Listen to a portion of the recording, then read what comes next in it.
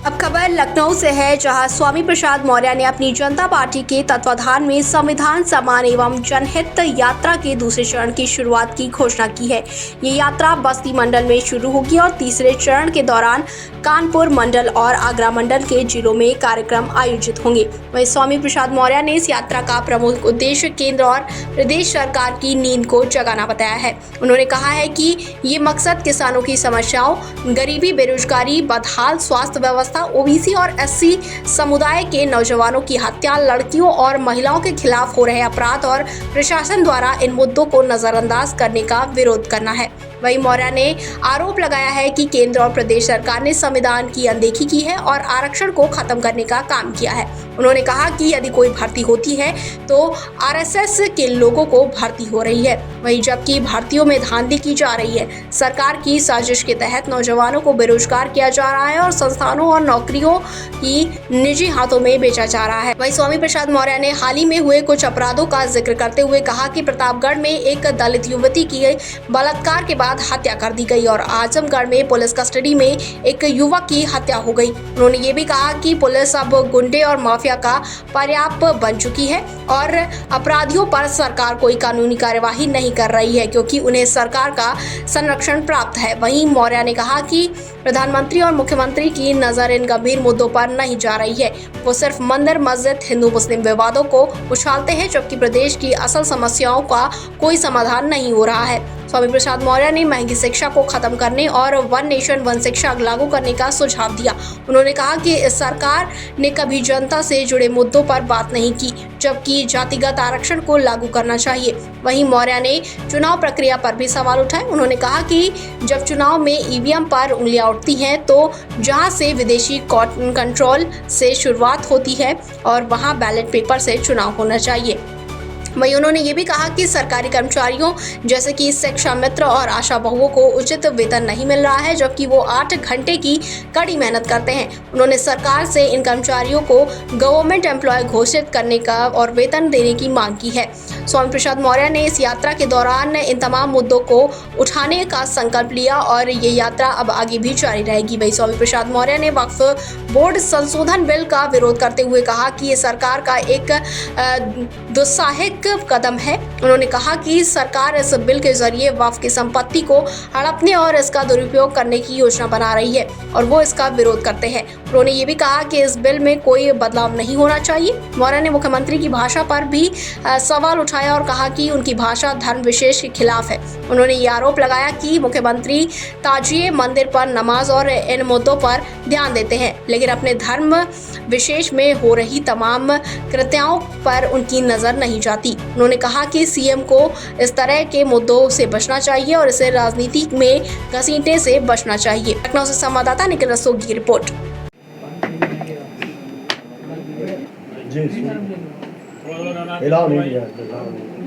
जनता party के तत्वावधान में संविधान सम्मान व जनहित ओंकार यात्रा, जो बहुजन नायक मानवर कांशीराम जी के जन्मदिन 15 मार्च से प्रारंभ हुई थी,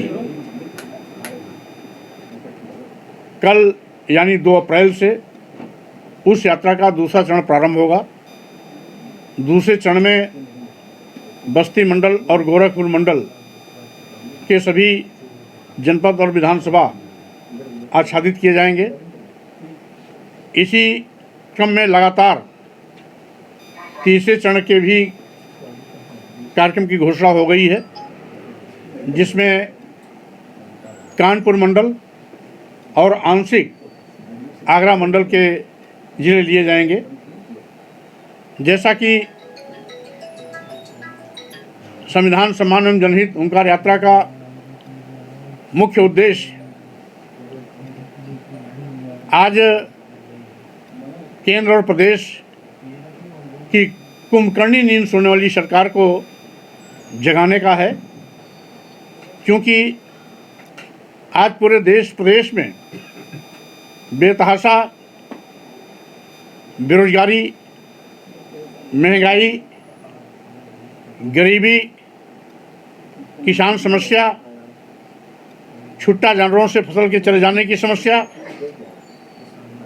महंगी शिक्षा अस्पतालों से गरीबों के लिए दवा का नदारद होना और साथ ही साथ अनुसूचित जाति, अनुसूचित जनजाति, पिछड़े वर्ग तथा अल्पसंख्यक मुस्लिम समाज पर बेतहाशा जनजातीय अत्याचार की घटनाओं में बढ़ोतरी और आए गए दिन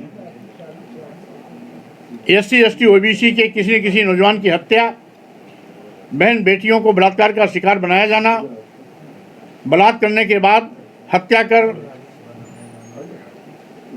घटना को आत्महत्या साबित करने की कोशिश का खुलासा करने के लिए ये यात्रा पूरे प्रदेश में भ्रमण पर निकली हुई है। साथ ही साथ जब से भाजपा सरकार आई है, संविधान की अनदेखी कर संविधान प्रदत्त अनुसूचित जाति, अनुसूचित जनजाति और पिछड़े वर्गों के आरक्षण को शून्य कर दिया है, निष्प्रभावी कर दिया है। मनमाने तरीके से यदि कभी कोई भर्ती आई भी तो उसमें RSS के लोगों की भर्ती की जा रही है। भर्ती में बड़े पैमाने पर घोटाले किए जा रहे हैं। 69,000 शिक्षकों की भर्ती में आज भी 18,000 आरक्षित वर्ग के चयनित अभ्यर्थी दर की ठोकरें खा रहे हैं। उनको नियुक्ति पत्र न देकर के सामान्य वर्ग के लोगों को नियुक्ति पत्र पकड़ा दिया। माननीय हाई कोर्ट और सुप्रीम कोर्ट के आदेश के बावजूद भी आजकल उनकी तैनाती नहीं हो पाई है, जो बहुत ही दुखद है।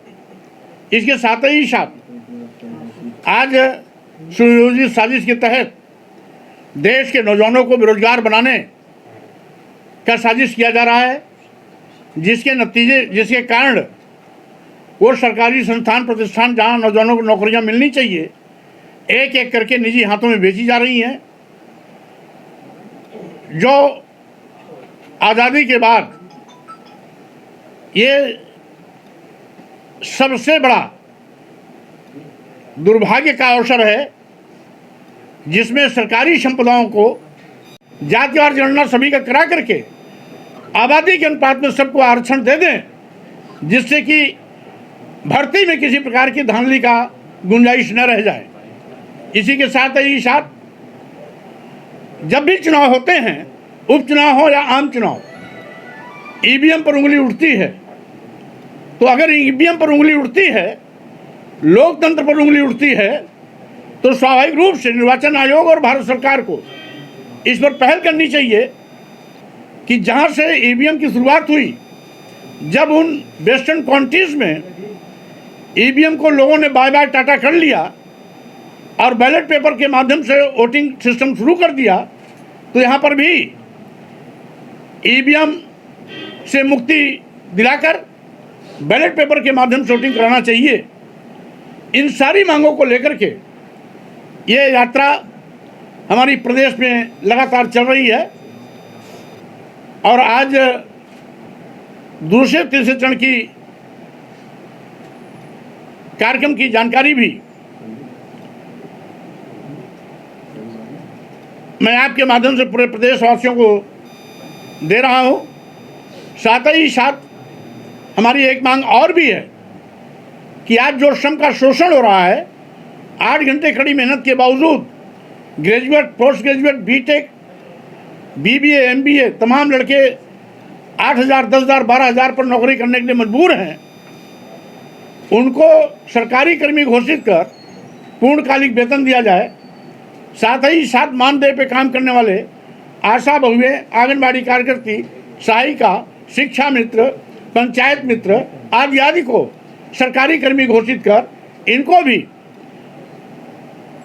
गवर्नमेंट एम्प्लॉई की भांति पूर्ण वेतन का भुगतान सुनिश्चित किया जाए। इन सभी मांगों को लेकर के अब कल से मेरी दूसरी यात्रा शुरू होने जा रही है और उसी कंटिन्यूएशन में 10 से लेकर के 14 तक कानपुर मंडल और आंशिक आगरा मंडल के जिलों का भी भ्रमण प्रस्तावित है।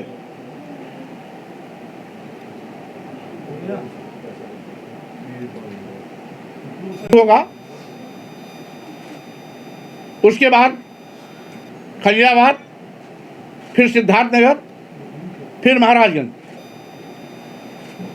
और उसी क्रम में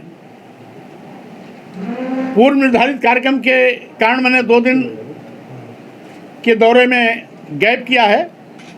फिर 7 तारीख से गोरखपुर, देवरिया, गौरी बाजार, हाटा होते हुए कुशीनगर, और 8-9 में कुशीनगर के सभी जिले विधानसभाओं के भ्रमण कार्यक्रम, और फिर उसके बाद 10 से लगातार कानपुर के कन्नौज, फर्रुखाबाद, मैनपुरी, इटावा, औरैया, कानपुर देहात और कानपुर नगर के सभी जिलों में तीसरे चरण की यात्रा की जाएगी।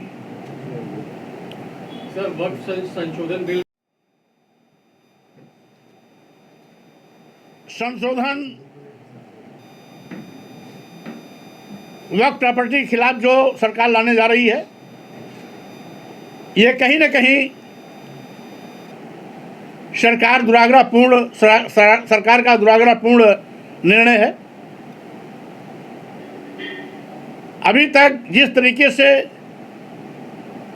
वक्फ बोर्ड काम करता रहा है, उसको पूर्व की भांति यथावत काम करते रहने दिया जाना चाहिए। सरकार इस बिल को लाकर के वक्फ बोर्ड की संपत्तियों को कहीं न कहीं हड़पने, दुरुपयोग करने, मनमाने तरीके से उसको बेजा इस्तेमाल करने के दुरुपयोग की पूरी संभावनाएं हैं। इसलिए अपनी जनता पार्टी सरकार के इस संशोधन बिल का विरोध करती है, और साथ ही साथ जो वक्फ बोर्ड का पूर्व का उसके क्रियाकलाप है, उसको यथावत बनाए रखने की मांग भी करती है। का साइज छोटा हो, जिससे मुस्लिम समुदाय में काफी नाराजगी है। माननीय मुख्यमंत्री जी की बोली भाषा मुख्यमंत्री जैसे महत्वपूर्ण पद की गरिमा के विपरीत है। हर धर्म के लोग अपने धर्म को अपने तौर तरीके से मनाते हैं। मुख्यमंत्री और प्रधानमंत्री की गाइडलाइन अगर कहीं आती है तो धर्म विशेष पर हस्तक्षेप माना जाता है। अगर माननीय मुख्यमंत्री जी को केवल ताजिए पर निगाह जाती है, मस्जिद में नमाज पढ़ने पर उनका ध्यान जाता है, तो अगर तमाम कुरीतियां उनके अपने धर्म विशेष में हैं, उस पर क्यों नहीं बोलते हैं? इसलिए किसी धर्म विशेष के क्रियाकलाप में हस्तक्षेप करना हम समझते हैं यह कहीं न कहीं दुराग्रहपूर्ण निर्णय है। सरकार को ऐसे निर्णयों से बचना चाहिए। भारतीय संविधान भी इस बात की इजाज़त नहीं देता है कि आप किसी भी धर्म विशेष में हस्तक्षेप करें और किसी धार्मिक कार्य को सरकारी हस्तक्षेप करके उसमें दखल देने की कोशिश करें। ये संविधान भी इजाज़त नहीं देता है।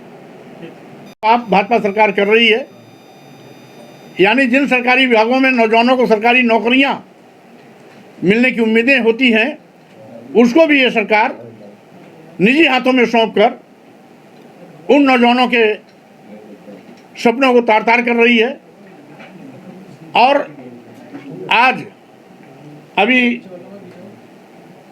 2 दिन पहले प्रतापगढ़ में एक दलित बेटी जो नर्स के रूप में काम करती थी, बलात्कार करके हत्या कर मौत के घाट उतार दिया। अभी 2 दिन पहले मैं फतेहपुर का दौरा करके लौटा हूँ। वहाँ पर भी इसी प्रकार से 28 साल के एक नौजवान को दबंगों ने पीट पीट के मार डाला। यही नहीं, आजमगढ़ में एक नौजवान की पुलिस कस्टडी में हत्या हुई और घटना को दिखाया गया पैजामे के नारे से उसने फांसी लगा लिया। इस तरीके से आज सरकार गुंडाराज की पर्याय बन गई है। पूरे प्रदेश में कानून व्यवस्था नाम की कोई चीज नहीं रह गई है। पूरा प्रदेश जंगल राज बन गया है। गुंडे माफिया अपराधी सत्ता के संरक्षण में बेखौफ होके कहर बर्पा कर रहे हैं। सरकार गूंगी बहरी अंधी बनकर तमाशबीन बनी हुई है। इन गुंडे माफिया अपराधियों पर कानून कार्रवाई करने से बचता है, क्योंकि कहीं न कहीं उनको सरकारी संरक्षण प्राप्त है। और माननीय मुख्यमंत्री जी हों, हमेशा हवा हवाई फेंकते रहते हैं। आज जो मूलभूत प्रदेश और देश की समस्या है, न उस पर नजर प्रधानमंत्री की जा रही है, न मुख्यमंत्री की जा रही है। आज इसीलिए इस यात्रा के माध्यम से मेरी मांग है केंद्र और प्रदेश सरकार से कि हिंदू मुस्लिम मस्जिद में मंदिर खोजने और औरंगजेब के प्रकरण उछालने से समस्याओं का निदान नहीं होना है। लगातार माननीय मुख्यमंत्री जी जैसे लगता है इस क्षेत्र में पीएचडी करके आए हैं। वो जब देखिए सोते उठते जागते बैठते हमेशा हिंदू मुस्लिम मस्जिद मंदिर, कभी बाबर की औलाद, कभी औरंगजेब आदि आदि कह करके देश की जनता की आंख में धूल झोंकने का काम कर रहे हैं।